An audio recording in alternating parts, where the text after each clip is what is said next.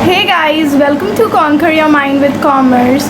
सो हम लोग कंटिन्यू करते हैं चैप्टर कॉस्ट से।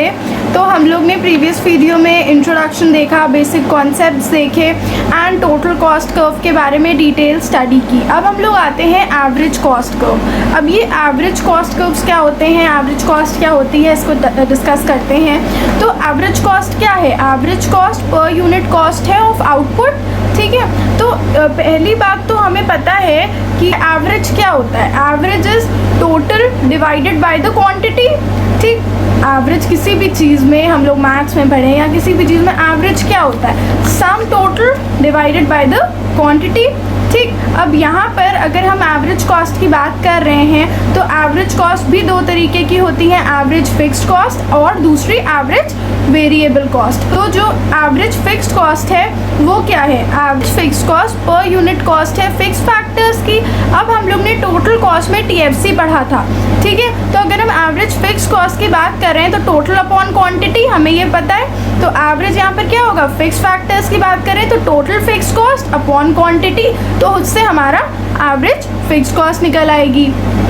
ठीक है, तो एवरेज फिक्स कॉस्ट क्या है? Is equal to TFC upon Q. इसी को अगर हम लोग कैलकुलेट करें और इसका हम लोग स्केड्यूल और डायग्राम देखते हैं तो अगर हम लोग एएफसी कर्व को देखें तो ये डाउनवर्ड जा रहा है। ये कर्व हम लोग ने पहले भी कहीं देखा था, क्या आप लोग बता सकते हैं कहाँ देखा था? यस, हम लोग ने देखा था रेक्टेंगुलर हाइपरबोला।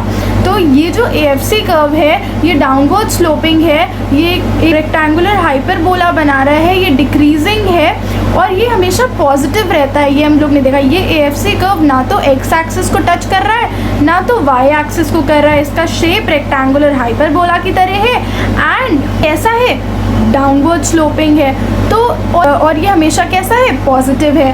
तो ये ऐसा क्यों है? अगर ये क्वेश्चन आता है why AFC curve is downward sloping and it is always positive, तो ये इसलिए है क्योंकि टीएफसी की वजह से। टीएफसी क्या होता है? टीएफसी हमारा कांस्टेंट रहता है, जो टोटल फिक्स कॉस्ट है। चाहे हम प्रोडक्शन करें चाहे ना करें, हमारी टोटल फिक्स कॉस्ट कितनी रहती है? जो हमने उस टाइम परचेज की थी उतनी ही रहती है, ये चेंज नहीं होती है। राइट, तो इसलिए क्योंकि टोटल फिक्स कॉस्ट हमेशा पॉजिटिव होगी, नेगेटिव तो होगी नहीं। अब बिल्डिंग प्लांट एंड मशीनरी हम लोग नेगेटिव में तो लेंगे नहीं, है ना कि नहीं? पॉजिटिव ही होगी। तो टीएफसी हमेशा पॉजिटिव रहती है, तो इसकी वजह से एएफसी भी हमेशा पॉजिटिव होती है।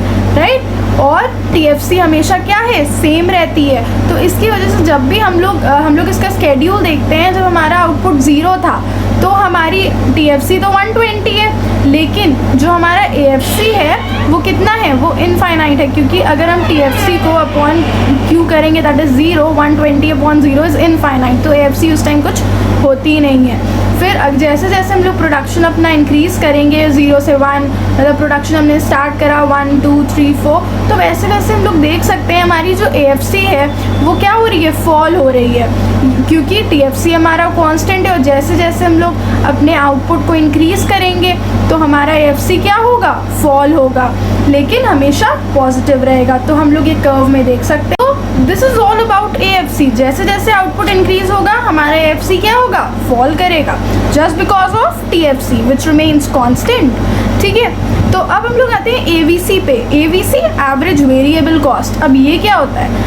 एवरेज वेरिएबल कॉस्ट मतलब हम लोग जैसे पर unit cost of variable factor, right? तो average we know total upon quantity. ठीक है, तो एवरेज वेरिएबल कॉस्ट हम लोग ने टीवीसी निकाला था, total of variable cost upon quantity. तो AVC is equal to TVC upon Q.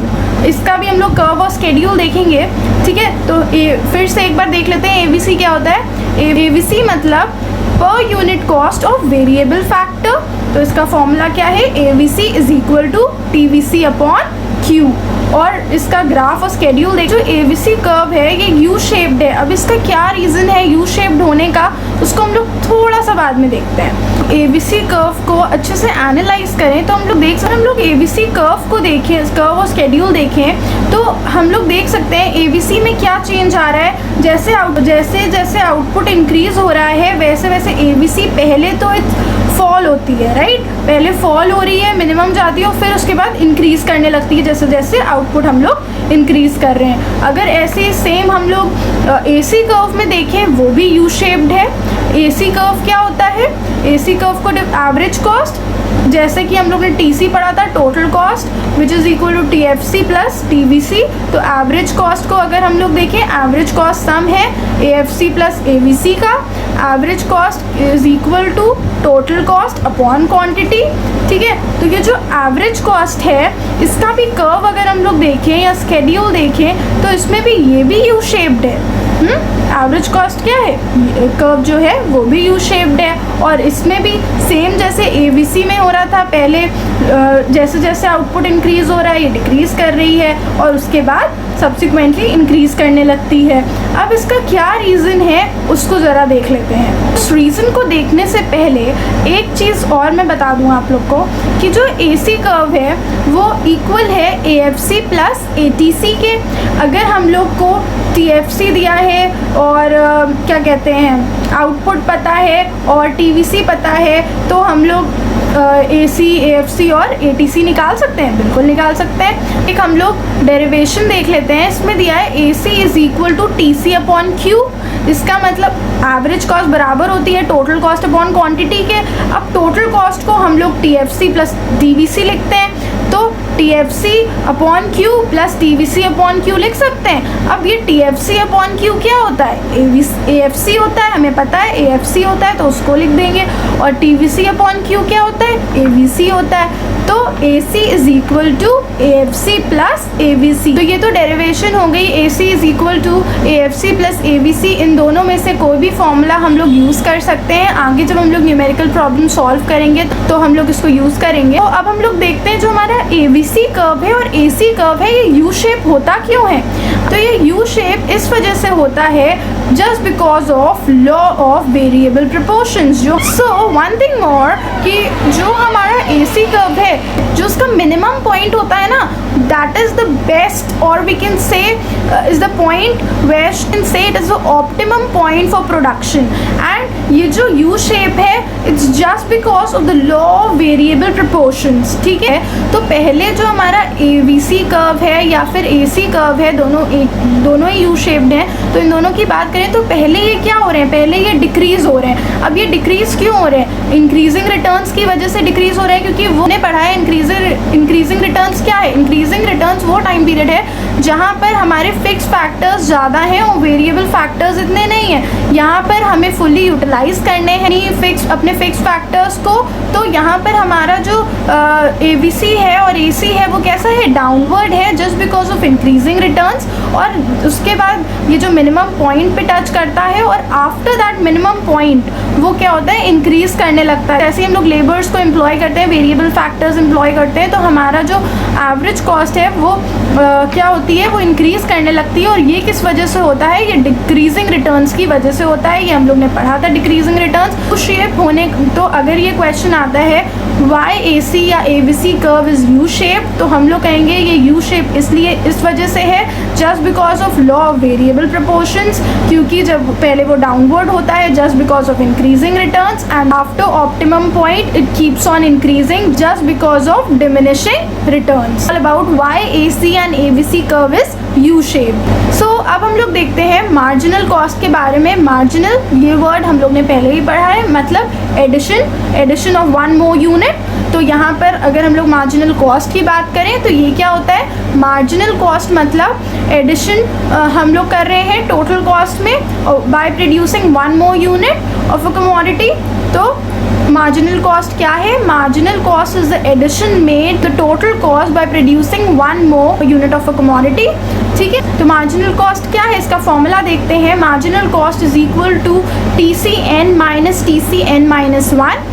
ठीक है। तो मतलब जो हमारे पास थी उससे हम लोग ने एक और यूनिट प्रोड्यूस की, तो that is what is the addition we made to the total cost is known as marginal cost. की जो कॉस्ट आई उसको हम लोग बोलते हैं एक और यूनिट को प्रोड्यूस कर, जितने हमने प्रोड्यूस करे उसके बाद अगर हम लोग एक और यूनिट को प्रोड्यूस करते हैं तो उस यूनिट की क्या कॉस्ट है उसको हम लोग मार्जिनल कॉस्ट बोलते हैं, ठीक है। इसका एक और फॉर्मूला है, marginal cost is equal to change in total cost upon change in quantity.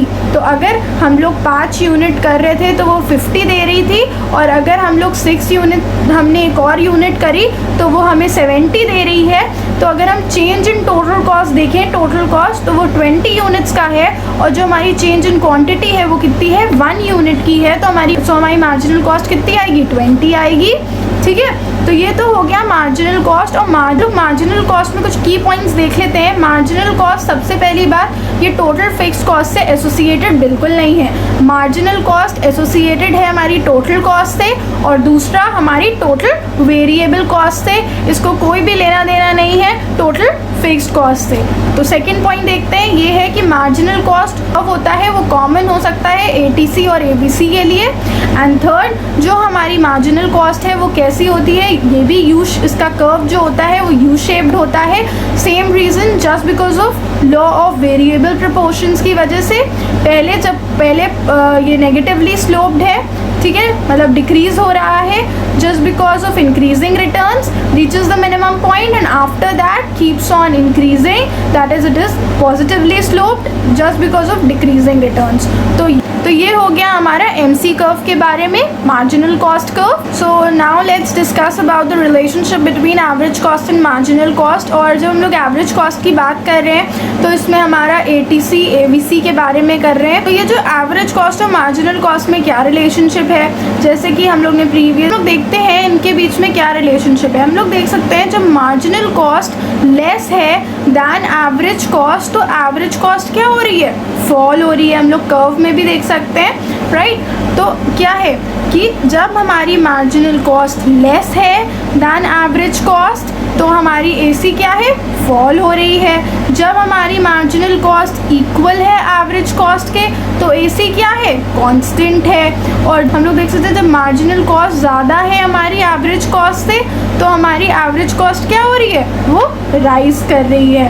Curve में भी देख सकते हैं जब एमसी कर्व जो है नीचे है और एसी कर्व ऊपर है, तो हमारी एसी क्या हो रही है, फॉल कर रही है, ठीक है। एबीसी भी फॉल करती है और एटीसी भी फॉल करती है। और अगर हम बात करें वो उस पॉइंट की जहाँ पर एमसी बराबर है एसी के, तो उस पॉइंट पे एसी कैसी है, कांस्टेंट है। एबीसी हो वो भी कांस्टेंट है और एटीसी वो भी कांस्टेंट है। लेकिन अगर हमारी एमसी ज़्यादा है एसी से, तो एसी क्या हो रही है, राइज हो रही है, चाहे वो एटीसी हो चाहे वो एबीसी हो, दोनों ही राइज करती हैं। और ये रिलेशनशिप है बिटवीन एसी एंड एमसी। ये एसी कर्व का डायरेक्शन ऑफ मूवमेंट बताता है और एमसी कर्व का मैग्नीट्यूड बताता है। तो ये हो गई relationship between AC and MC. So this is it. And ये सब जो हम लोग ने कॉस्ट पढ़ी वो शॉर्ट रन के बेसिस पे थी, शॉर्ट रन टाइम पीरियड के बेस पे। अब हम लोग अपने नेक्स्ट वीडियो से पढ़ेंगे लॉन्ग रन टाइम पीरियड पे हमारी कॉस्ट कैसी होती है, कर्व यू शेप्ड क्यों होते हैं, ठीक है। So this is it, and if you have any doubt do ask in the comment section and stay tuned for more videos. Thank you.